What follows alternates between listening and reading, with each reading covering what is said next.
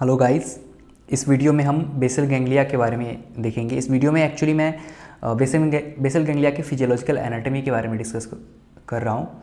ठीक है, तो देखो, अगर तुम्हारे पास टाइम है और तुम अभी तक बेसल गैंग्लिया के जो कंपोनेंट्स हैं उसके एनाटॉमी से वाकिफ़ नहीं हो तो इस वीडियो को देखो और पूरे अच्छे से देखो। तुम्हें हर चीज़ पता चल जाएगा कि बेसल गैंग्लिया के जो कंपोनेंट्स हैं उसका स्ट्रक्चर क्या है, उसका लोकेशंस क्या है, उसका शेप क्या है, सब पता चल जाएगा। ठीक है, लेकिन अगर तुम्हारे पास टाइम कम है और तुम पहले से ही सब एनाटॉमी में पढ़ चुके हो देन लीव दिस वीडियो। मैंने पार्ट 2 में कनेक्शंस और फंक्शंस ऑफ बेसल गैंग्लिया बताया है, उस वीडियो को देखो। और पार्ट 3 में मैंने पार्किंसंस डिजीज़ को डिस्कस किया है, तुम इस वीडियो को देखो, तुम्हारा काम खत्म है। ठीक है, so let's start this video. सबसे पहले हम देखेंगे कि बेसल गैंग्लिया होता क्या है। ठीक है, तो देखो, गैंग्लिया मतलब क्या होता है। गैंग्लिया मतलब होता है कि group of collections of cell bodies outside central nervous system. ठीक है, आउटसाइड सेंट्रल नर्वस सिस्टम मतलब इनसाइड क्या, inside peripheral nervous system. So collections of cell bodies inside peripheral nervous system, उसको गैंग्लिया बोलते हैं। बट बेसल गैंग्लिया कहाँ present होता है? सीएनएस में प्रेजेंट होता है। तो सीएनएस में प्रेजेंट है तो इसको गैंग्लिया तो नहीं बोल सकते हैं, इसको न्यूक्लियाई बोला जाना चाहिए। क्या बोला जाना चाहिए? न्यूक्लियाई बोला जाना चाहिए।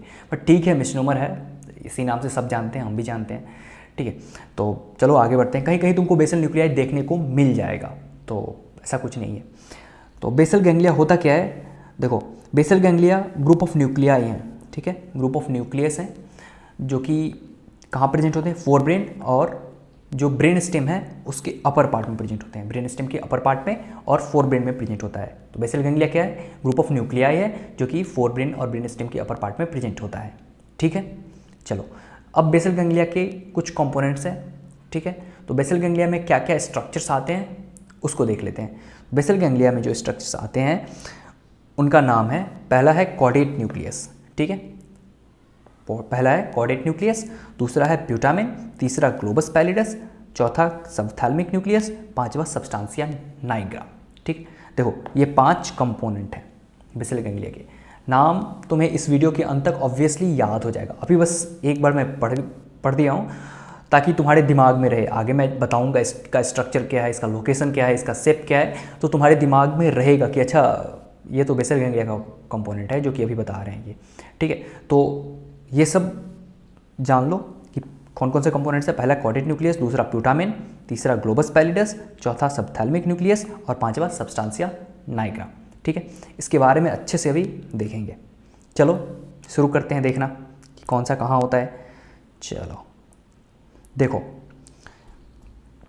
इस स्ट्रक्चर को तुम देखो, यहाँ ये जो मैंने बनाया है। ठीक है, ये इस स्ट्रक्चर को देखो। ये एक्चुअली मैंने ना कोरोनल सेक्शन ऑफ ब्रेन लिया है। ये देखो, यहाँ देखो, ये ब्रेन है, ये ब्रेन है, ये ब्रेन है, तो इसका मैंने कोरोनल सेक्शन लिया है। ठीक है, और इधर से देख रहे हैं हम तो ये कुछ ऐसा दिखेगा। तो ये क्या है? कोरोनल सेक्शन है। ठीक है, ये कोरोनल सेक्शन है। समझ में आ रहा है? अब देखो, बेसल गैंग्लिया का सारा कंपोनेंट्स मैं यहाँ बता दूंगा कि कौन सा कहाँ होता है। उससे पहले मान लो कि तुम मान लो कि ये एरिया जो है एक किचन है। थोड़ा अलग देखते हैं, थोड़ा अलग तरीके से। ठीक है, मान लो कि ये एरिया जो है वो एक किचन है। ठीक है, और इस किचन में ये एक एग है। ठीक है, मिड लाइन के इस तरफ एक एग, मिड लाइन के दूसरे तरफ भी एक एग। ठीक है, तो हम मिड लाइन के एक तरफ ही देखते हैं। तो एक एग है ये, और इसको मान लो कि एक पिज्जे का एक स्लाइस है, पिज्जा का एक स्लाइस है ये। ठीक है, तो इसको क्या माने? एग, इसको पिज्जा का एक स्लाइस मान लो। ठीक है, अब देखो तुम कि किचन है तो ऑब्वियसली किचन में चूहा भी होगा, है ना। तो एक चूहा यहाँ होता है, चूहा होता है यहाँ। देखो ये चूहा का माउथ है, अभी जो बना रहा हूँ ये चूहा का माउथ है। ठीक है, ये आँख चूहा का। अब इस चूहा का टेल जो होता है वो ऐसे होता है, ऐसे टेल। ठीक है, और इस चूहा के टेल में एक बेल बंधा होता है। ठीक है, इस माउस के टेल में एक बेल बंधा होता है, बेल मान लो, बेल। ठीक है, देखो हर चीज़ का नाम है, मैं चूहा को चूहा ही नहीं बोलूँगा, इसका नाम है। देखो क्या नाम है किसका वो बता रहा हूँ। तो ये क्या बताया मैंने? सबसे पहले मैंने बताया कि इसको मानो तुम ये क्या है, एग है, ये पिज्ज़ा का एक स्लाइस है, और ये चूहा जो है, ये चूहा है, ये चूहा, इसका माउथ पिज्ज़ा के स्लाइस के ऊपर है और इसका टेल पिज्ज़ा के स्लाइस के नीचे है और टेल में एक बेल बंधा हुआ है। समझ में आ गया इतना? ठीक है। सेम अदर साइड में भी होगा, इस साइड में भी सेम चीज़ होगा, इस साइड में भी सेम चीज़ होगा। ठीक है, कैसे होगा? देखो, ये चूहा है, ठीक है, ये चूहा का टेल हो गया, ठीक है, ये टेल में एक बेल बंधा है और ये चूहा का माउथ है, ठीक है, ये उसका आइज़, ठीक है। चूहा का माउथ कहाँ है? ये जो पिज्ज़ा का स्लाइस है, ये जो पिज्ज़ा का स्लाइस है, इस स्लाइस के ऊपर चूहा का माउथ है और टेल स्लाइस के नीचे है, ठीक है, और टेल में क्या बंधा हुआ है? एक बेल बंधा हुआ है। अब सबका नाम अच्छे से डिकोड करते हैं, किस किसका क्या नाम है, ठीक है। अब देखो, ये जो मैंने तुम्हें एग बताया था उसका नाम है थैलेमस। क्या नाम है उसका? Thalamus, okay. और ये जो मैंने पिज्ज़ा का स्लाइस बताया है उसका क्या नाम है? उसका नाम है लेंटिफॉर्म न्यूक्लियस, ओके, उसका नाम है लेंटिफॉर्म न्यूक्लियस, ठीक है। और ये जो चूहा मैंने बताया है उसका नाम है कॉर्डेट न्यूक्लियस, ठीक है। देखो, गौर से देखो तो ये चूहा तुमको सी शेप का दिख रहा होगा, ऐसे सी, है ना, सी से कॉर्डेट न्यूक्लियस, सी शेप का चूहा और सी से कॉर्डेट न्यूक्लियस। समझ में आ गया? ठीक है। और ये चूहा के टेल में जो मैंने बेल बताया था, इस बेल का एक्चुअली नाम क्या होता है? इसको बोलते हैं हम अमिगडाला। क्या बोलते हैं? अमिगडाला। इतना समझ में आ गया? इतना समझ में आ गया? ओके, फिर से बता रहा हूँ, फिर से देखो कि ये थैलेमस है, ये क्या है? ये हमारे पास लेंटिफॉर्म न्यूक्लियस है और ये कॉर्डेट न्यूक्लियस है सी शेप का, ठीक है, जिसको मैंने चूहा बताया था। तो अब देखो कि ये कॉर्डेट न्यूक्लियस का जो हेड है वो कहाँ है? लेंटिफॉर्म न्यूक्लियस के ऊपर, और टेल कहाँ है? लेंटिफॉर्म न्यूक्लियस के नीचे। टेल में क्या प्रेजेंट है? अमिगडाला प्रेजेंट है, ठीक है। इतना समझ में आ गया?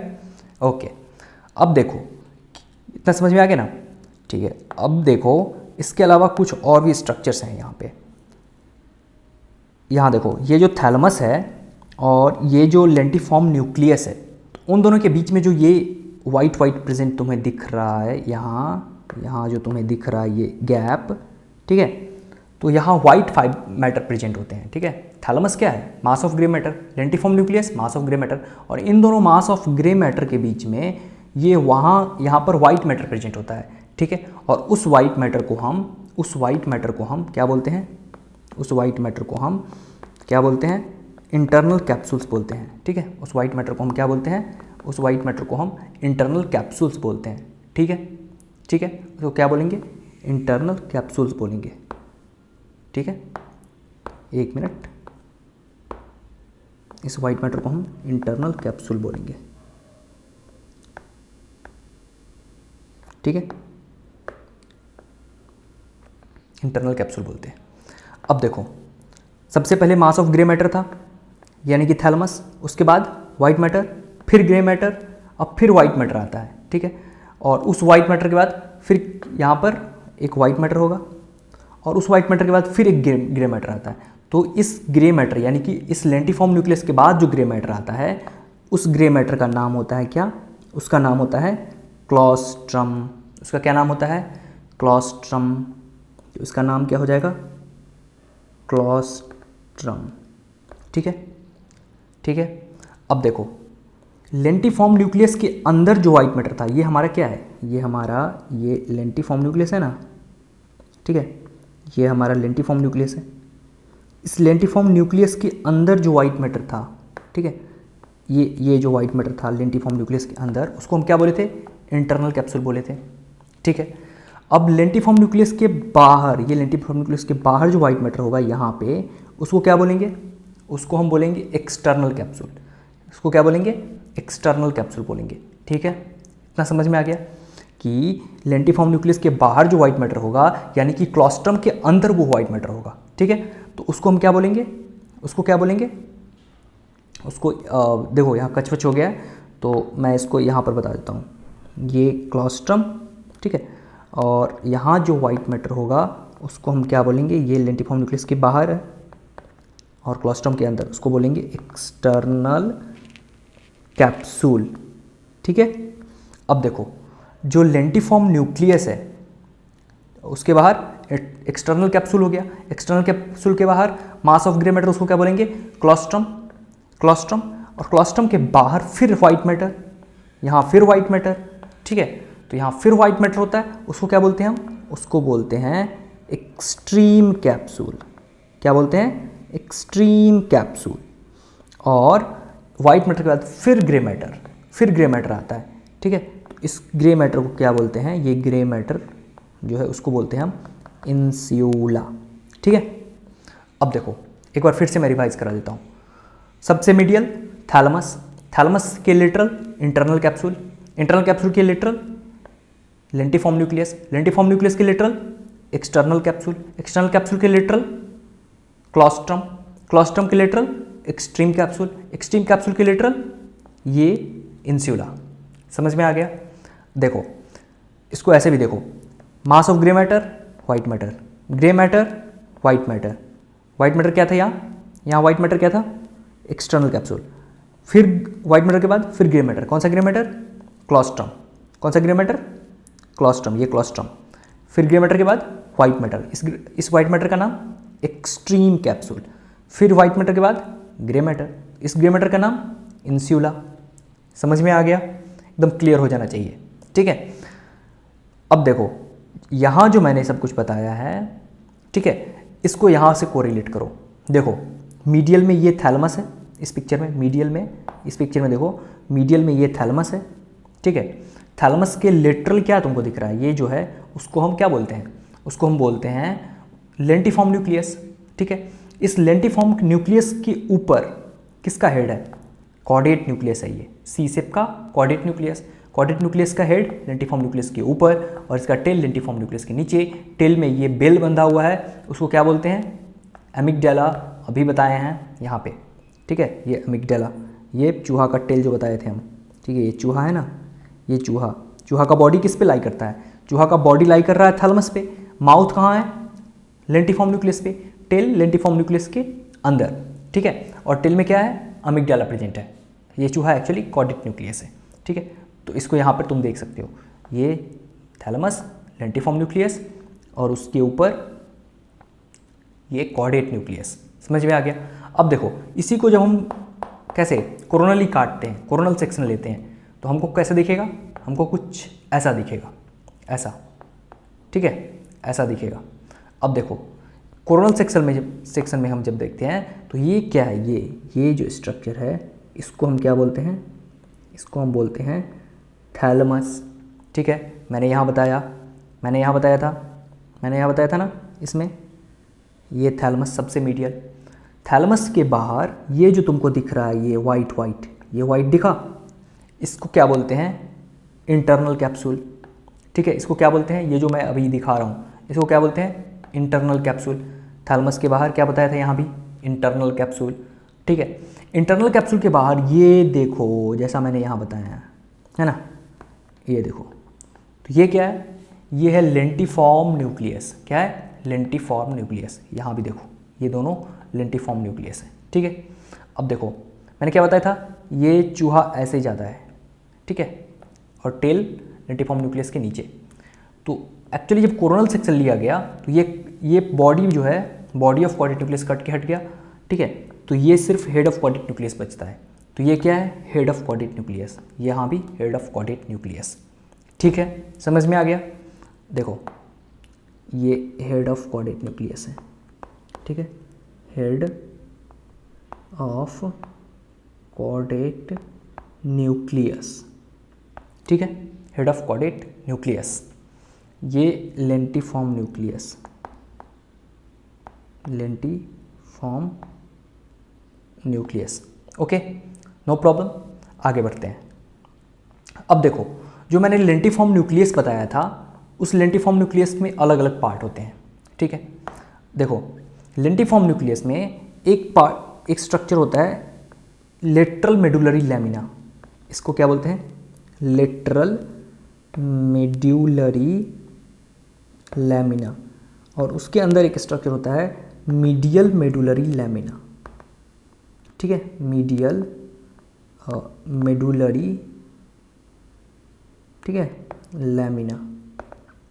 तो ये लेटरल मेडुलरी लैमिना जो है ये क्या करता है कि लेंटिफॉर्म न्यूक्लियस को, ये पूरा लेंटिफॉर्म न्यूक्लियस को दो पार्ट में बांटता है। सबसे बाहर वाला पार्ट जो है उसको हम बोलते हैं, उसको क्या बोलते हैं, उसको हम बोलते हैं प्यूटामेन, उसको क्या बोलते हैं, प्यूटामेन, ठीक है। सबसे बाहर वाला जो पार्ट है उसको हम बोलते हैं प्यूटामेन, ठीक है। और जो बच गया पार्ट, यानी कि कौन सा पार्ट बच गया, ये पार्ट जो बच गया उसको मीडियल मेडुलरी लैमिना दो पार्ट में फिर बांट देता है। कौन कौन से दो पार्ट में बांटता है, देखो यहाँ से, बाहर वाला जो पार्ट है उसको हम बोलते हैं globus pallidus externa, GPE, globus pallidus externa, ये ग्लोबस पैलिडस और ये एक्सटर्ना, और अंदर वाला पार्ट ग्लोबस पैलिडस इंटरना, ठीक है। क्या बोलते हैं, globus pallidus externa, globus pallidus interna.